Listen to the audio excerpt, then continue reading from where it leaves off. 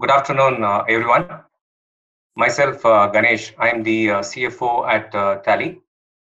I welcome you all to this panel discussion.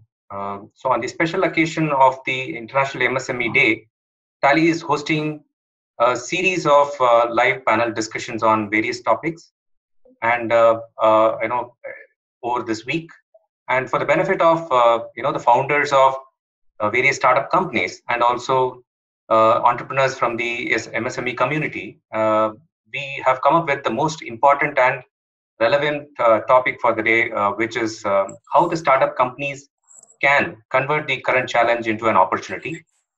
And for the audience who are watching this live panel discussion, we will be focusing more on the solutions rather than going deep dive into analyzing the problem statement. And for today, we will go over some specific topics for discussion. And that would be, how does this crisis change the way business is working today, and what is going to be the new normal for startup companies or the MSMEs, and also a perspective or an understanding as to how the funding landscape looks like. And also, we will look at near term 18 to 18 months to 24 months, what is in store for the SMEs or the startups. And last but not the least, we will briefly touch upon some of the measures or the initiatives or support given by the government for startup companies. And obviously, to share a perspective on this topic, I have three wonderful panelists with a strong and diverse background, both from industry and the VC community. In the interest of time, I would take a few seconds to quickly give an introduction about the panel. I have with me Mr. Ashneer Grover. He's the CEO and co-founder of BharatPe. And prior to this, he had served as the Chief Financial Officer in Grofers. And he had a long stint with Kotak in their investment banking division. And next in the panel is Mr. Satya Pramod, a good friend of mine. And in his current juncture of his career, he's playing a multiple avatar. One, he is an angel investor. Two, he is founder in a consulting firm. And three, is also a co-founder in a VC fund. And finally, Mr. Vidit Atre. He's a CEO and co-founder at Meesho.com. Prior to this, he was in employment with Inmobi and ITC Limited. So I once again welcome all the three panelists to this most awaited panel discussion. And before I step into the discussion, I shall briefly touch upon the structure and the time duration for this panel discussion. On your behalf, I put some questions together under those four broad categories that I've talked about earlier on. So we will go through these questions and hear a perspective from the panelist. And the total duration of this discussion is going to be an hour. And the first 45 minutes, we will have conversation with the panelists. And the balance 15 minutes is something I will open up to the floor for Q&A. I would request all the participants to start posting your questions in the Q&A section right below the screen, which you see right under the video. And I will pick up those questions which are more relevant for today's topic, and will ask the panel members on your behalf. I hope you all find this session useful and interactive. Okay, on that note, I would begin this session with my first question. How has the COVID-19 crisis changed the way businesses are working?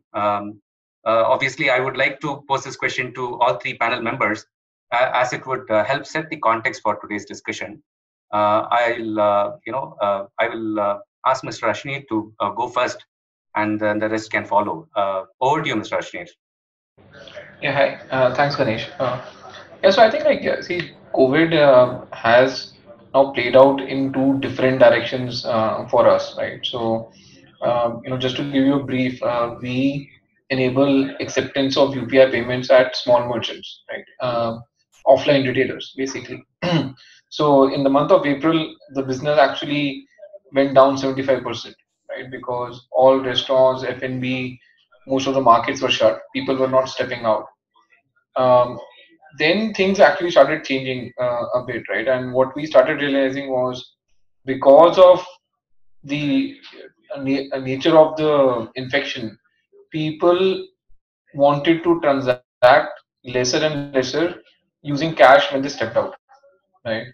So we started seeing the transactions come back strongly at the shops which were open, which is basically grocery, pharmacy, and dairy, right? Essential needs shop which were open, and the transactions started coming back. In fact, the transaction per merchant at these categories went way beyond what they used to even in a pre-COVID scenario. So basically, the consumer behavior changed in terms of how they wanted to transact. A lot of cash users said, "I will also try UPI because it is contactless. I'm just touching my phone, right? Instead of exchanging a currency note with the shopkeeper." On the other hand, even the card transacting customers, they started exploring UPI even more, because for them also they did not want to touch the machine to input a pin. So because of that, we saw the number of transactions, actually digital transactions, go up in an offline scenario, right? And hopefully it will settle at a new normal going forward. The other interesting thing which happened was the ticket sizes doubled, right? So what we would do at somewhere around 275 to 300 rupees average ticket size, became close to 600, 650 rupees average ticket size now, right? So clearly people are buying less frequently, but when they step out, they're buying more, right? So there's a concentration in buying which is happening. And so the way I see our business, in fact, it is at an absolute level 30% higher than it was back in February and March, right? Which might sound surprising, but it's essentially COVID has led to higher adoption of digital payments offline. Ganesh, I think you're on mute. Yeah, very well said. I think I would fully endorse whatever the points that you mentioned, especially when you talked about the customer behavior has changed, and that has led to also change in the way the pattern of buying pattern also has changed. They go less frequently, and the volumes, the ticket size have gone up. I think those are very interesting point. I'm sure it would be useful for the audience.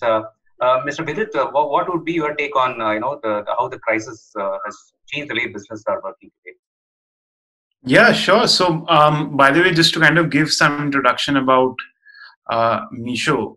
So, what we do is we are a two-sided marketplace. On one side, we have close to 60,000 small manufacturers in the country in fashion and lifestyle space, and on the other side, we enable almost anyone to come and start their own online store. Our typical user base is homemakers, women, students, etc. And I think, as Ashneer was talking about, we've also seen two kinds of things happening. During lockdown, government first banned e-commerce. We obviously went to zero, almost zero, because nothing was getting fulfilled. Very small volume, which was under essentials, were getting fulfilled. But as soon as the lockdown lifted, we have seen recovery, and we are already at pre-COVID levels, even in our category, which you can consider, like, a lot of people expected some of the discretionary categories not to come back. But we are seeing our category, which is fashion lifestyle, are coming strongly already back to old levels. And that is because of multiple things, right? So one, people do not have offline as a channel available anymore, or they are not comfortable with it. So the movement of people moving from offline to online has just accelerated multifold because of this. So you imagine, when the discretionary demand, macro demand comes back, what kind of demand will come online will be much, much higher. And second, considering we enable people to start their online stores and essentially they end up making some money on the side, secondary income, etc. Now, especially when your incomes in your household are affected, most people are not either getting incomes or it is reduced as compared to what it was before. The need for you to do something like this is much higher. So more number of people want to come and start their online store. So we see, like, more number of people spending much more time trying to make more income as they were doing earlier. Even if the demand on the consumer side is a bit low, they are trying to put more effort to even overcompensate for it and essentially make more income.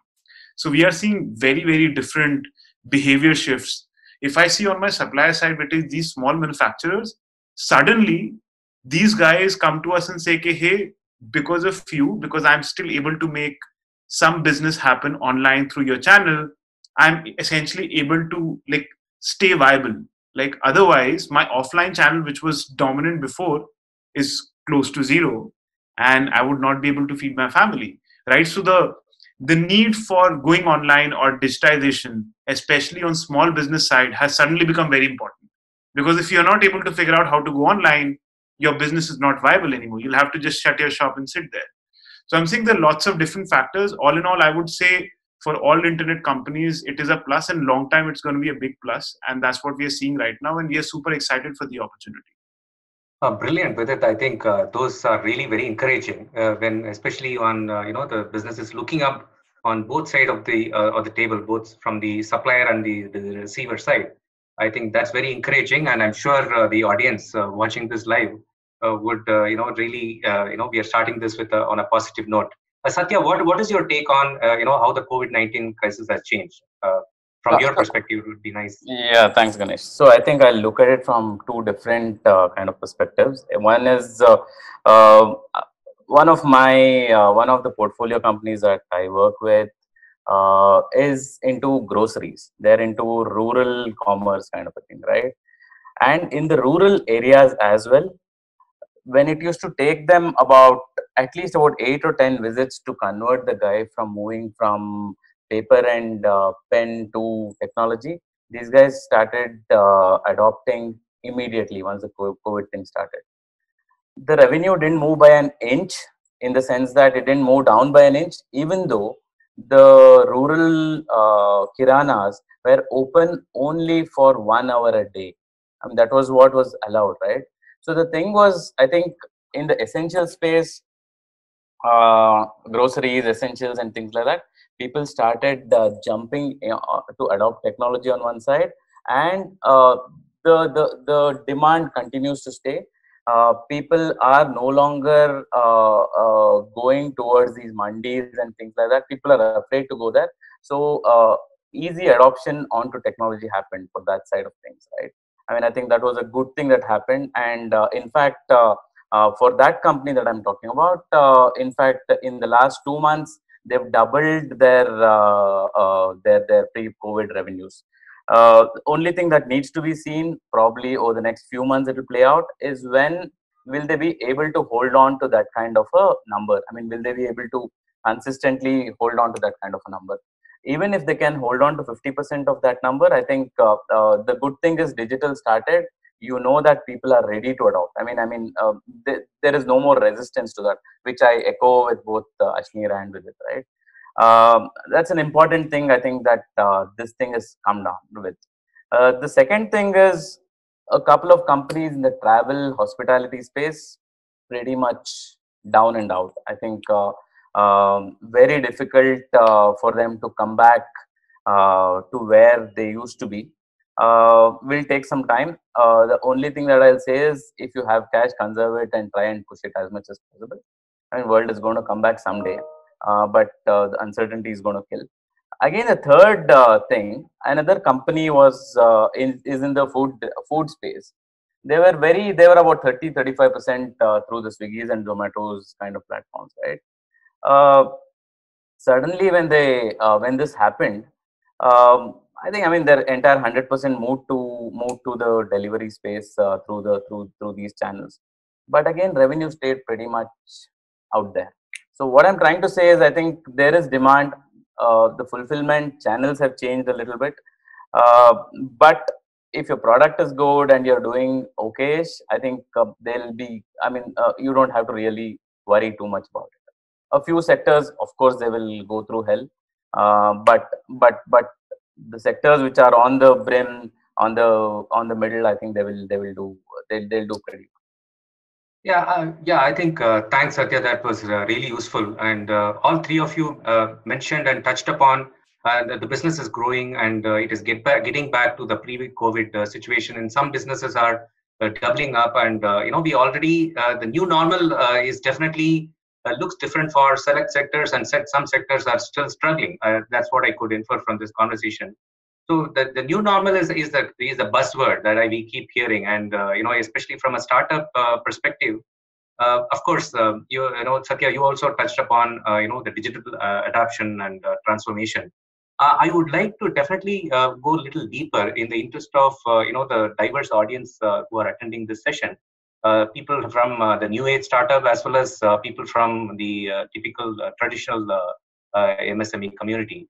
So, in the interest of the audience, it would be nice if we can spend some time, a few minutes on on a question which is relevant to digital transformation.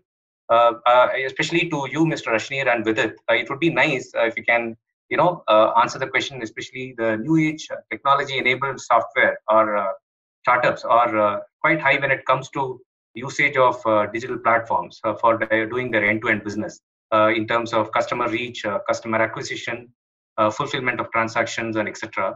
I have two related questions with regard to digital transformation. Do you think the digital platform has helped the new age startups compared to the traditional MSMEs, especially during this crisis? Another related question I have is digital transformation the way forward? If so, what would be your advice to the traditional MSMEs, where the adoption of digital channel is relatively low? You can go first with that, Mr. Ashneer.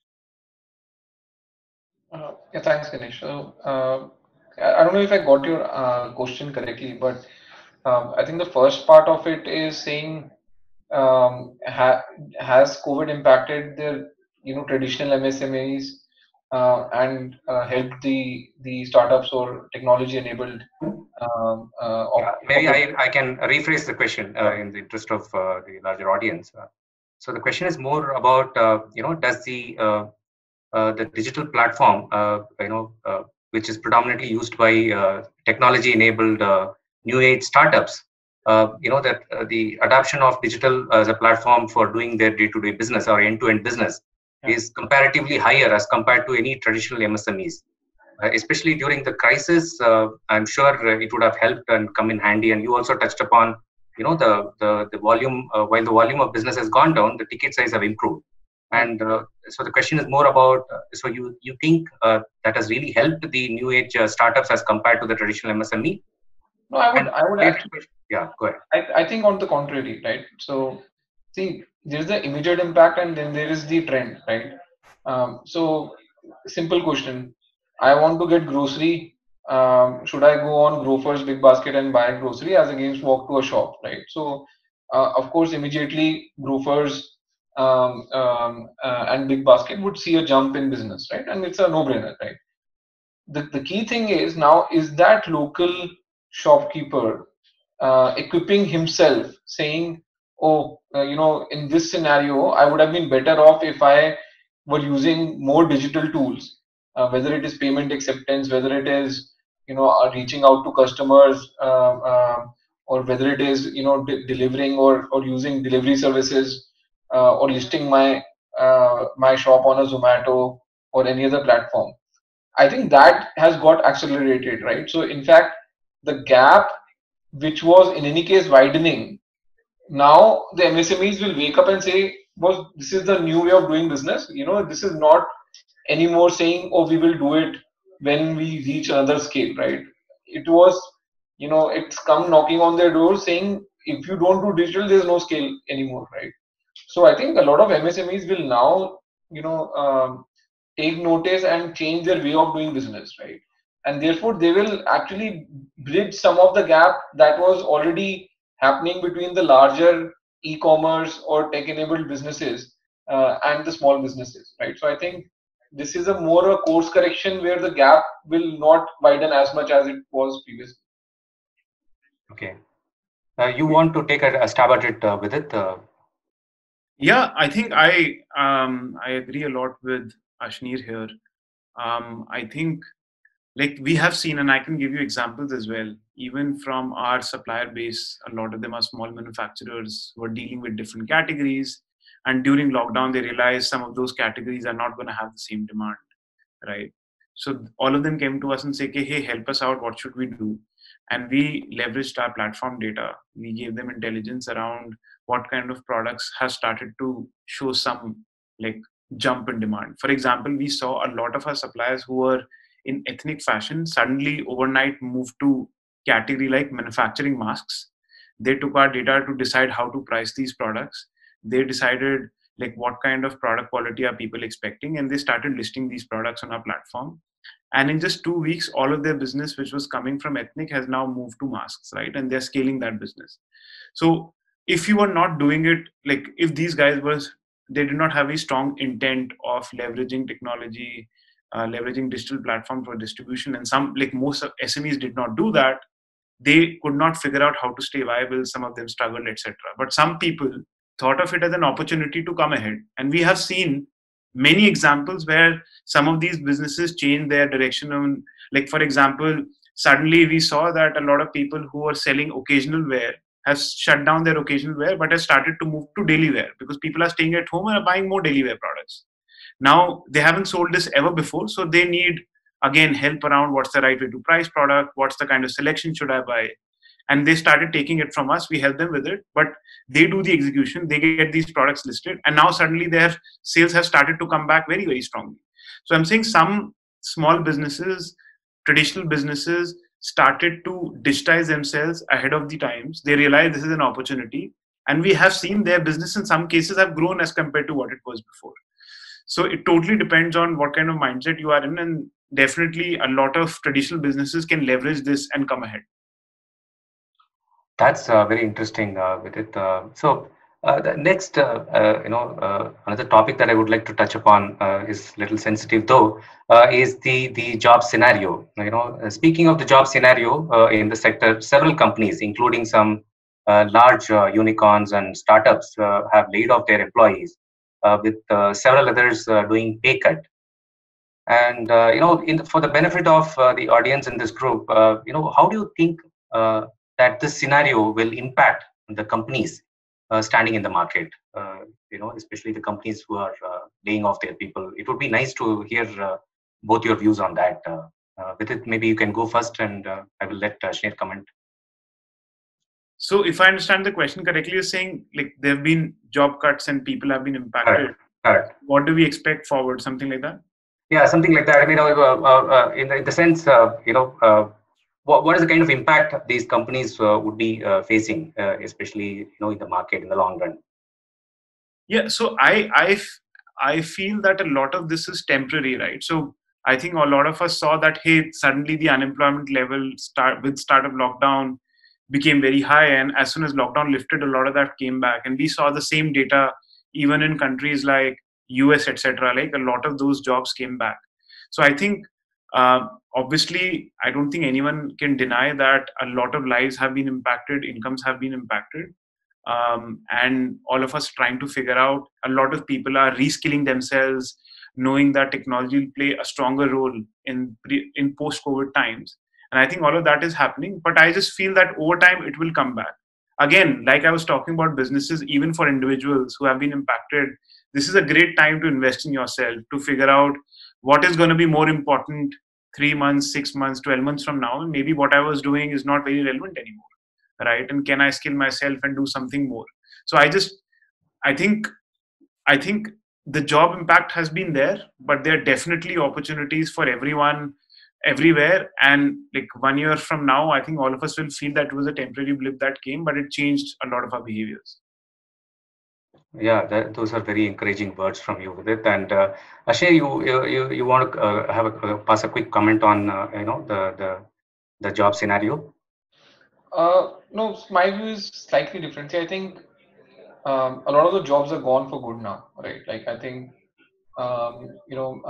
and see, the thing is, a lot of the startups were the major employers in any case if you look at the last 2 to 3 years, right? So all incremental jobs which were coming were not necessarily manufacturing or any other service related jobs. They were actually coming from the e-commerce segment directly or indirectly, right?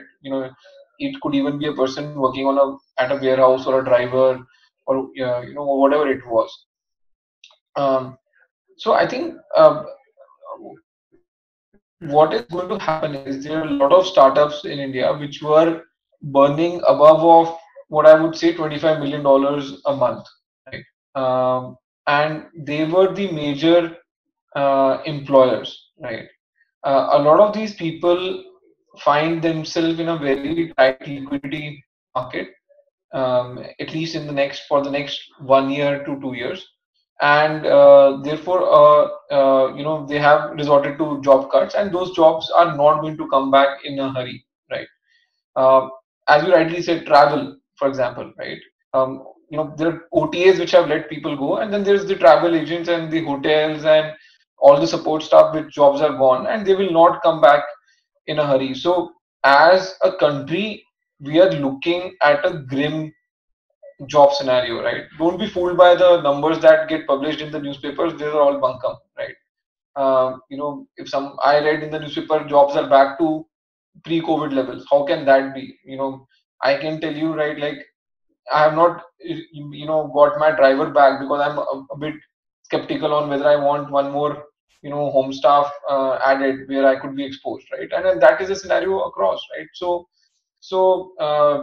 it is going to be a tough job environment, and at some level, it will also play out in the law and order scenario in the country, right? Like, I mean, your cases of theft and everything will go up eventually in larger cities, and you will see that play out. So, um, and even high salary jobs, right? Tech jobs, you will see a lot of people cutting down. Now, personally, we haven't cut a single job, right? Across, we have actually gone through the appraisal process as we should have. But we are the exception, right? I can tell you we are the exception in that. And that's because we were always very mindful of how many people we were adding in the first place, in any case. But in general, there are lesser number of jobs in startups, and in the larger economy, even lesser to speak of. Yeah, I think I'll go with Ashneer. I think one of the very few companies which actually went through the process was BharatPe, and I think even at IPV we did that. We went ahead and said that we're going through the process and we will not cut it off, right? We'll still go ahead and give the hikes to people because they've deserved it, kind of a thing. I think the non-essential or jobs which are on the periphery, right? I think they will they will not stay anymore. I mean, people will. I mean, the guys who are core, who have that kind of expertise, will not see a problem. If it's not in company X, they'll find a job in company Y. But I think going back to COVID, pre-COVID era, it will take a while, and people will. The good thing this has done is probably people will start looking at unit economics, looking at things that actually matter for a business, right? I mean, I think there was a little bit of euphoria early on when there was a lot of capital which was getting pumped into the system, and those are things which, according to me, are the new normal. I mean, now people will start looking at the business and running it the way it should be run. I want to get profitable in X number of years versus I don't even know when I'm going to get profitable, which was a scenario earlier, right? So, which is good thing. I mean, your fundamentals are going to get strong because of COVID. We all hope that the impact won't be too much and it won't stay for too long. But I think these are some good things that COVID has brought into the business. I think you briefly touched upon the next topic that I would like to take up. Obviously, the cash flow and the funding landscape, Satya. And you also touched upon the companies with better unit economics. So when it comes to fresh funding, fresh round of funding or a repeat round of funding, so obviously investors will bet on startups which has a better unit economics and also can achieve a sustainable and scalable growth without burning much of external capital. And also the time taken for the end-to-end funding closure also it's longer as as compared to the good old days. So in such a scenario, how do you think the startups can engage with investors in a conversation around funding? So I'll tell you the fact. I think everyone is worried about the uncertainty. I don't think anyone wants to kind of commit to something when they don't know what is going to happen, right? I mean, there are two kinds of businesses. One business where you essentially have to pump in that kind of money to get to that scale. Yes, there will be, but then even those businesses will start thinking, or the investors who invested in those businesses will start thinking that, okay, I need to see the horizon when the business will start making that kind of money. So even the investors are going to be mindful of that. But if you see the landscape, I think the VCs have pretty much tightened their purse. They are only looking at reinvesting in their own companies, or giving those next rounds of funding where those companies are not able to raise from outside. But fresh fundings, I think people are a little worried about right now. Uh, but but I see a lot of action happening in the early stage funding, where the angels are looking for good deals. And if there are good deals, because it's not a long process of taking that decision, and if the ideas are good and they believe that this is going to work, angels are writing those checks. So early stage companies, I think if the fundamentals are good, if the ideas are good, I think those are working. But the VC funding is kind of slowed down. I mean, I've had a chat with a few VCs, and they've said that. I mean, a few VCs are even telling that LPs are coming back to them and telling them hold on to the checks. I mean, next 6 months you're not going to do, or if you're going to do, run the deal pass through us as well. So yes, situation is a little grim. We hope it'll change, but it'll take some time. I think people need to get used to seeing stronger businesses and stronger models as well. You said, it's not just the delay in decision. In fact, we are going slow on funding, is what I could hear from you. Yes, people are. I mean, whichever way they do, right? I mean, see, let's take a scenario where 9 months from now things will become okay. They will defer the decision for at least another 6 months. So whether they do the funding or not, you don't get to know. I mean, they will engage, they will talk, they will do everything that is needed, which is what a lot of VCs are still doing. It's not that they've shut the doors, but the uncertainty is what is killing, in the sense that nobody knows when they want to do it, which is what becomes important. uh, um, yeah, yeah, sorry, go ahead. go No, ahead, go ahead, go the question around, yeah, we talked about unit economics, sustainable growth, and you said that the uncertainty about, the future. You want to be specific about, what are those key areas an VC or an angel would be concerned about while making the decision in the, funding process. In addition sure, to, it sure, would be nice to yeah, get a perspective on that. yeah, like I said earlier, right? I think there are some businesses which need that kind of capital to get to a X stage, and people used to earlier, pre-COVID, people used to know that okay, these are I can make money on these businesses through valuation, right? Not purely based on the strength of the business alone. I mean, yes, there are, say, e-commerce, XYZ sectors which are doing really well. Now people have started asking, okay, when do you really make that kind of money? Will that really make that difference? Will you be able to sustain with only this much capital? How long can you push with just this capital? What if you don't raise the next round of funding? Those are questions which are being asked, right? I think becomes important. Earlier, when you really had a good vision and a thing, people were ready to back you. That is pretty much gone. Yeah, thanks, Satya. That was really useful. Ashir, over to you. Needless to say, with the current crisis, conserving cash is the need of the hour.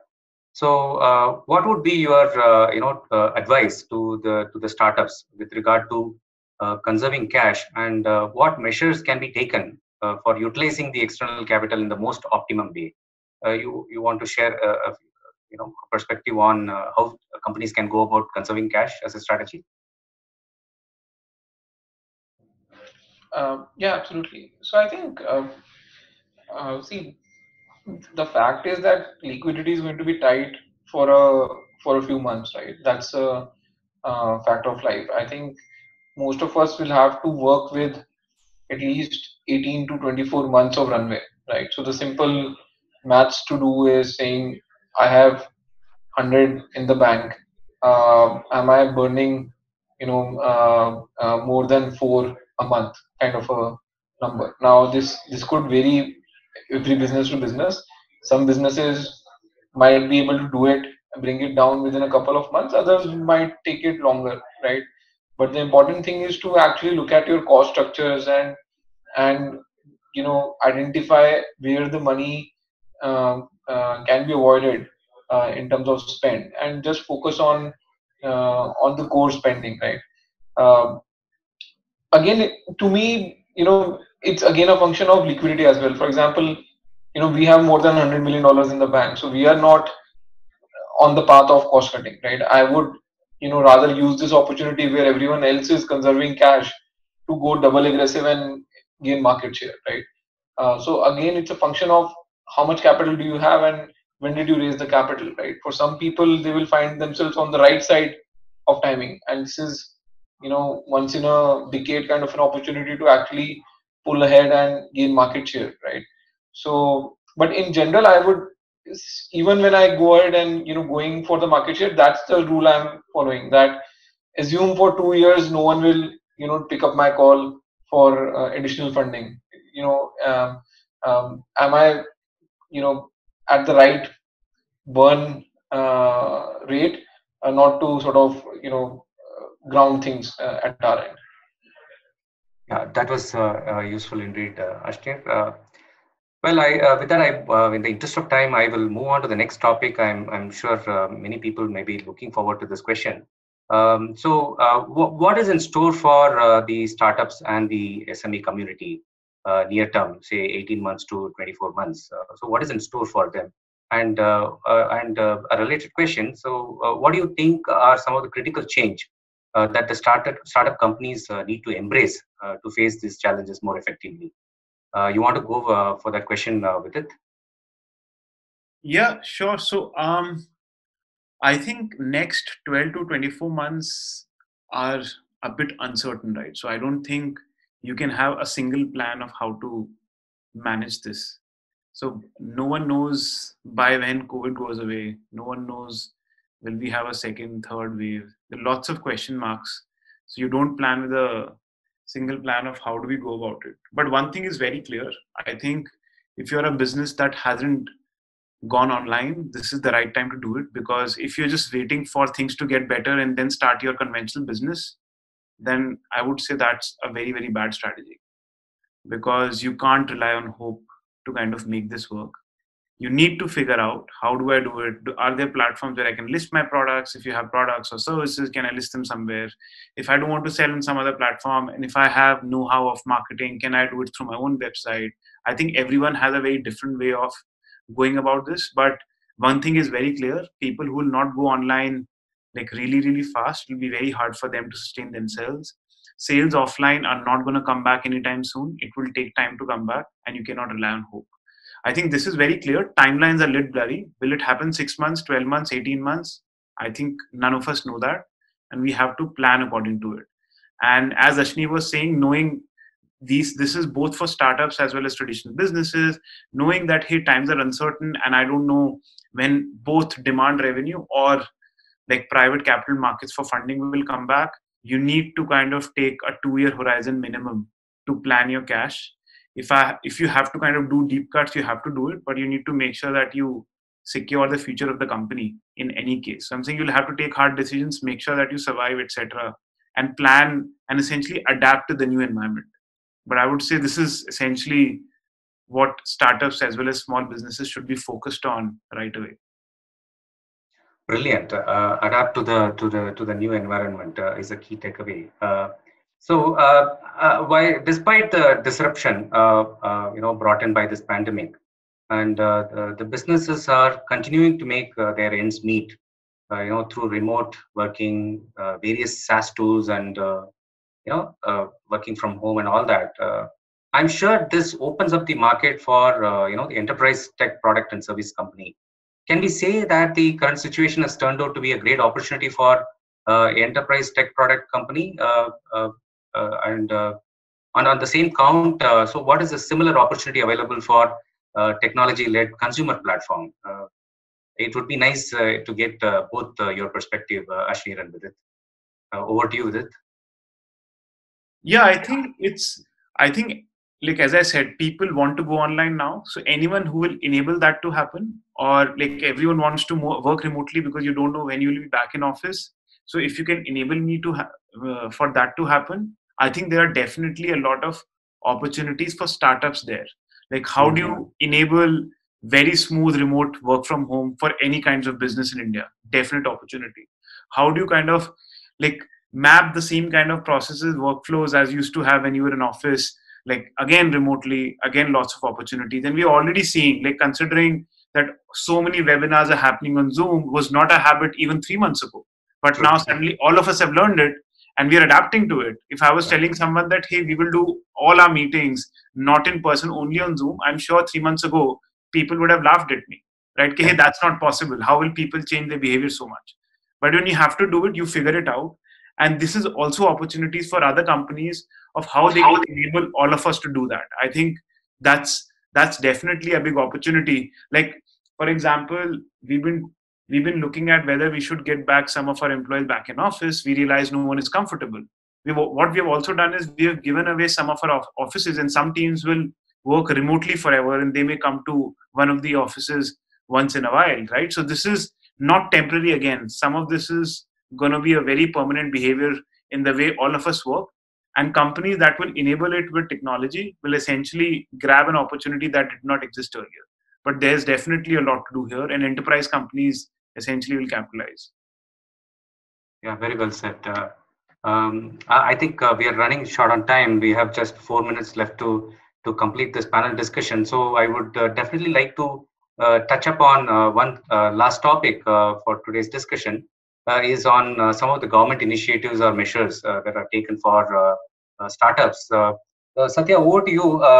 So, with the objective to build a strong ecosystem and nurturing the innovation-led startups, the government has launched various initiatives more for startups, and and the recognized startups gets a lot of benefits, including but not limited to income tax exemptions, easy compliances, legal support in patent filing, and last but not the least, the credit guarantee scheme. I know it's a big topic by itself. It would be, and we should have a separate session on this. But however, I would like to spend a few minutes on this topic and hear your views and perspective. I'm sure you may have some first-hand experience in getting some of these benefits for your portfolio companies or any companies that you advise. So you want to throw some light on that for the benefit of this audience, Satya? Yeah, I think government is trying its best, no doubt about it. But how much will actually come into the hands of people is what becomes important, right? Government cannot do anything directly, so which is why they prefer doing it through banks.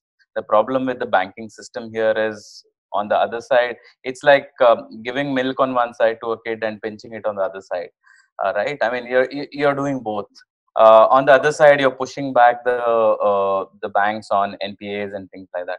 Though you're telling that the first 20% of the NPA is going to be guaranteed from the government side, there is no clear cut thing that is coming from the government. Let me be honest. I mean, though I've seen quite a bit of things where even the smaller companies can go and apply for government tenders. The only thing that is probably looking direct onto the face is the PF and the TDS reduction, right? I mean, where they said that 3 months you don't have to deduct PF, which gives more hands in the employees' hands, and the TDS, which has come down by about 25%. But everything else is linked to something through a banking system or through other systems that the government has. Probably it needs a little bit more push. Yes, there are startup related schemes. There are things where they say that, okay, first 5 years you don't have to pay income tax, XYZ. The first 5 years the companies don't make money. What is the point in giving them an income tax benefit, right? I mean, I have my views around that. We could probably go through that a little later. But overall, what I'm saying is government is trying to do things, but the way they're trying to do things, I don't know if that's the right way. I mean, Ashwinir may have his views as well, because he's also an avid investor, and we should hear from Ashwinir as well. Yeah, so my view is, see, the government can't do anything, right? Like, and we should not be expecting anything from the government. Exactly. The only thing we get from the government is some sort of lip service where we will feel they have given us something, but they would have not given us anything, right? So I have very, very clear views that even all the measures, hundreds and thousands of crores which have been announced, nothing will percolate down to anything meaningful on the ground, right? So yeah, if you're a startup, you better be self-reliant, as Modi ji said. Don't expect anything from the government because the policies they make and the actual reality of startups are, poles apart. Well, I think that's an independent view of Satya and Rashneer shared out there. However, from the data that I've gathered from the government portal, there were about quite a few companies who have registered themselves as startups and also are duly endorsed by the government. And some of them, in fact, availed their tax benefits, and the tax benefit is available for 3 consecutive years in a window of 10 years. So they can choose, and as and when they become profitable, I'm sure it's about, I would say, largely depend on the awareness that is probably maybe can be much more to all the startup community and the SME community. I think there are measures, and many companies have benefited out of this. I think it's as Satya mentioned, it's a topic by itself, and we can go on debate about it. So I think thanks for sharing your views, both Ashneer and Satya, on that. So with that, I will probably move to the Q&A section. Just give me a few minutes, just a couple of minutes to just open that section in a minute.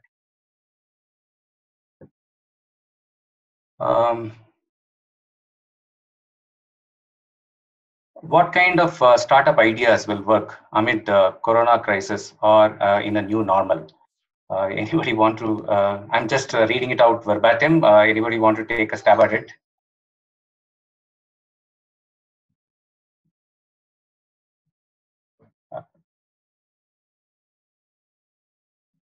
Vidit, you want to give it a try? What kind of startup ideas will work amid corona crisis or in a new normal? Yeah, like if I knew what kind of ideas will work, I would have started them myself and made money, right? So it's Okay. great thing about building great companies are they're generally very counterintuitive, and I think people will figure out. But definitely, as something that we were discussing just now, behaviors for consumers, for companies, everyone is changing, and every time behaviors change, they are generally inflection points for new opportunities. So how do you enable remote work? How do you enable people to buy a lot of things that they had to step out for earlier? Like people not able to go out, they're not comfortable, and a lot of them were not used to coming online. Can you do things on different platforms? So I'm saying digitizing small businesses, digitizing uh, like workplaces, serving needs of consumers in this new world. There are lots of opportunities, and I think across we will find some opportunities. Like obviously, specific ideas, I'm sure very talented entrepreneurs in India will figure out. But like one thing I'm really sure of this year, next year, a lot of new ideas will come up that we had never heard about just because of how situations have changed. So this is a great time to kind of start anything. This is a question to you, Vidit, again. Only fashion on Meesho. There are a lot of women at home with talents waiting for discovery. Are you doing anything to be all inclusive? Also, do you take care of logistics? Maybe I think there's information more available on the website, but maybe a minute of quick insights would help. Yeah, so like when I say fashion lifestyle, I just don't mean like only fashion. We are a very horizontal marketplace, and we give access to almost anything that people want to start their online store for, which includes fashion, accessories, home, personal care, health and wellness, like across the board. Now we started experimenting with some grocery categories as well. So I'm saying we keep building out new opportunities for our user base, and we build out supply chain for that. So for us, the focus is how do we enable entrepreneurs for tomorrow for them to come and start their stores without spending a single rupee of investment, and that could come from any category. So we are not just focused on one category. I hope that answers your question out there. And of course, we talked about this one question on work from home culture for the MSMEs. Is it possible or feasible for such companies? Of course, we talked about in length in today's conversation that digital transformation is the way forward, and we all need to learn the new wave of working. Maybe any specific tips for MSMEs, especially for the work from home aspect. Ashir, you want to give it a stab at it? Yeah, I think so to me, like the whole work from home thing should now start actually play out lesser and lesser as we go ahead, right? Like, so cities are opening up, um, offices will uh, offices will open up soon, right? So I would not, at least personally, you can see the office behind me. It's in full force, right? So I'm a much more believer in getting work done in office. I think it will be lesser work from home going forward than it has before. So it's time to get back to work. Yeah, and you've set the precedence by working, through the COVID from the day one of lockdown, right? Yeah, no, I've just missed one Saturday, including in the month of April. That's it.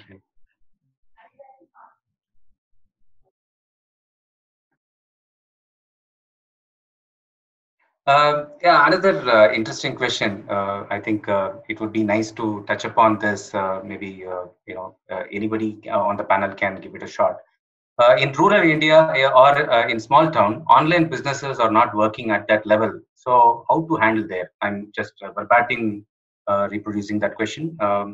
Anybody free to chime in and add your perspective.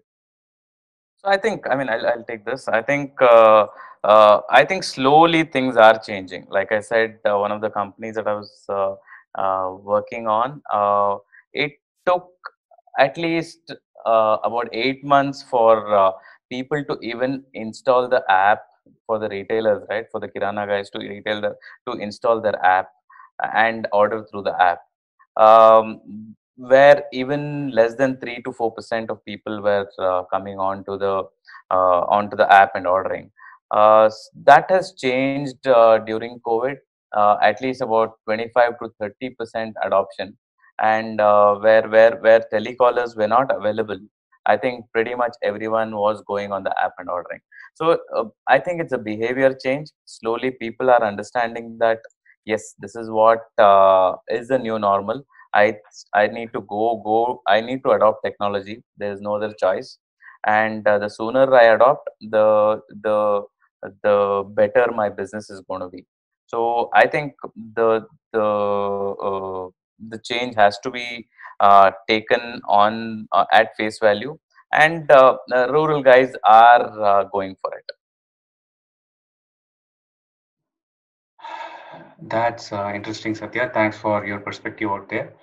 Um, so, what is the future of startup in food and beverage industry? How much and how much the MSME thing will be helpful in this? I don't think I've got the question right, but anybody want to take a stab at what is the future going to be for travel, food and beverage industries?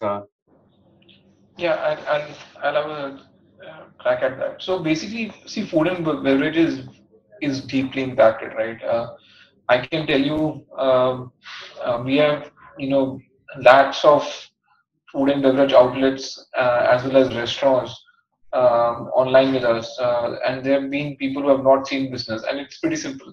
If people have not gone back to their offices, or IT parks, the canteen in IT park does not have a business, right? If people are not dining out, the restaurant does not have a business, and I think that will remain impacted for long. Zomato, Swiggy business at one point of time was down by 80% plus. It might have recovered a bit, but it's still significantly down. They've not touched 50% mark back yet, right? So I think it's a tough business to be in any case. The margins are really thin after all the costs, and a lot of food and beverage outlets will shut down, right? At least that's my expectation for the segment. Uh, Hotels, the property owners are well off, so they might not get that pinched, and therefore they might pass off some benefit to to the hotel operators, and therefore I think the jobs might come back in hotels slightly more stronger. But yeah, clearly F&B, travel, and hospitality to me are in for a longer haul here than most other businesses. Yeah, that's indeed useful, Ashneer. I will take one last question, and I will probably let Vidit answer this question, since he has, a view or a perspective from both sides of the story, or from the supplier side as well as the consumer.